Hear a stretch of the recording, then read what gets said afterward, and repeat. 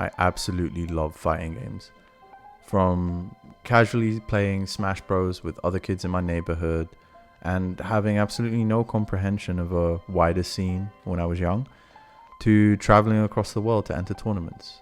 They've been around for over 3 decades now, and there's a rich history associated with it. But there's a stigma attached to them. What possible stigma, could you ask? Respectful stereotypes, intuitive gameplay, tasteful violence, the mature community, the compassionate developers, and of course, the very modest character designs. I mean, look at Sin. Look at his glorious crop top. How could you not love this? I rewatched the last Rocky film, and by God, did we ever forget about this glorious fashion. I'm leading the charge to bring him back in the next decade. I mean, let me lose a few pounds first, but then I'm in there. Rant aside, just on the surface of it, there are plenty of reasons why the average Joe could be put off by the game when there are so many barriers to entry, even unrelated to the game. It'd be fair to assume that it's going to be a niche, especially when you consider competitive play a niche within a niche. There have been many reasons which have been covered to death already: accessibility, complexity, resources, the community, etc. While I see the aforementioned points as valid and contributing to why fighting games are niche, I believe the elephant in the room is the lack of growth opportunities for fighting games, both internal and external. This isn't a hot take and has been mentioned by others, but never really explored to a depth that's satisfying to me. Now, the reason for no external growth is, the way I see it, the FGC is broke. Looking at its humble beginnings, the culture started in the arcades and then evolved to be primarily played on home consoles. This gives players a low barrier to entry, as a console plus TV is much more inexpensive than a full-on gaming rig. More so, as the community evolved to host offline events and gaming sessions, it provides the opportunity for those without the console to be able to play. This means that companies can't really sell them anything, unlike PC games. You have accessories, parts, services, meaning there's very little interest for advertising and injections of cash. I just know we're not going to see Chris G double headphones sponsored by Epic anytime soon. Going back to what was mentioned before, in regards to the lack of internal growth, the FGC evolves from an arcade culture. The community is primarily based offline, meaning that there are further practical barriers to entry. If you live too far away from a good scene, then all the best to you. You'll have to travel for ages or just accept the poor netcode and stigma associated with online players. Whether it's offline players disrespecting your skill or ranked constantly disconnecting you and giving you an awful experience. Furthermore, there have been historically big issues with information sharing, both from players and developers. However, this is much more of an egregious failure from the developers. They need to inform us. Instead, they give us basic combo challenges for things that aren't even practical in matches and then call it a day. It is a very clear shortcoming, and as much as the community has tried to provide information, it's a struggle in and of itself. Most scenes use different notations, different acronyms, and nicknames, which mean that you really need to immerse yourself in each scene just to understand what the hell's going on. And that's assuming you even know where to find that information. You want to get into KOF? Dream Cancel's there for you. Are you a Guilty Gear player? Then you should go to Dustloop. You like playing Street Fighter 4? I suppose the SRK forums are there. DVZ player? Go look at some hashtags on Twitter or something, man.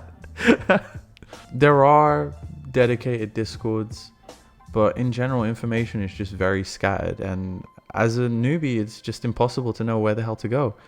You just have to hope you're lucky enough to know anyone that will take the time to explain where to find these resources. So the question that remains is, will it always be niche? I don't think so. The idea of fighting games being niche never really made much sense to me, and I believe they always had the potential to get massively popular. I don't know a child that grew up in the 90s that didn't know about Mortal Kombat or Tekken. To me, it's the same reason people go into 1v1 sports, like tennis, boxing, even chess. I believe this urge to be superior to your fellow man without any support taps into something primal. I see the journey of fighting games to be similar to that of mixed martial arts. MMA has grown steadily in popularity through a dedicated grassroots base, slowly expanding their influence until it exploded with the UFC, currently recognized as being the most viewed sport in the world. The most viewed pay-per-view event in the history of competitive sport was the match between Conor McGregor and Floyd Mayweather, something that wouldn't have happened without the superstar appeal of someone from the MMA world. UFC elevated the sport through the right combination of entertainment, accessibility, and promotion. There is a new age coming. The question is, who will become the UFC of the FGC? There are a ton of possibilities for existing content creators to rise to the occasion. I'm thinking back to things like CrossCounter, which unfortunately was long before its time, and the production company that set up reality shows such as Cross Assault. God, that naming was awful. That said though, I think the most likely direction this would come from is not from existing developers, but from a developer that has not actually had any experience in the fighting game arena, namely Riot.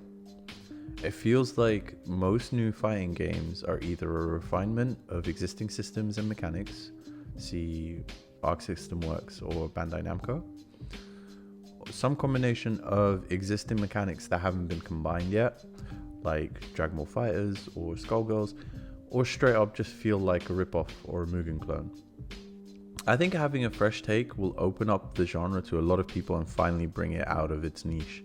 In the same way that I believe that NRS and Iron Galaxy were inspired by traditional fighting games and put their own spin on it, resulting in massively popular and accessible fighting games in their own right.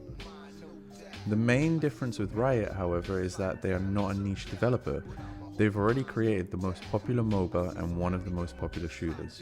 Now they've told us that they're going to work on a fighting game, and I couldn't be more excited at the premise, even without knowing anything about their actual game. I think this will be extremely successful because it's going to enable growth, both internal and external. From an internal perspective, all these different communities signify a massive growth pipeline, giving them a combination of new players from many of their other communities and attracting existing fans of fighting games. From an external perspective, having a primarily PC-based community will open them up to all the advertising dollars, which is going to allow further growth. But more than anything, I believe their massive resources put them in the position to be the next UFC, as their design philosophy indicates that they want to provide an easily accessible game where skill will prevail, and also making it very entertaining to watch. They'll provide central resources to further advertise the game, but also allow players to improve. And finally, if the other two games are anything to go by, they will promote the ever-loving shit out of it. To bring it back to the title of the video, are fighting games niche? The evidence shows me that I can't help but draw the conclusion that they are. That said, it's clearly not as small of a community as I thought it would be. Furthermore, there's no reason why it should stay that way, especially as developers are learning and improving games to address all the issues laid out. From that perspective, it's only a matter of time before fighting games get their time in the spotlight, and I think Riot could potentially be the ones to do it. Which obviously will suck, because everything that's popular becomes trash. And if your argument is that fighting games were never good, to which I say, touche, good sir. Bring on the esports. I have my core values ready.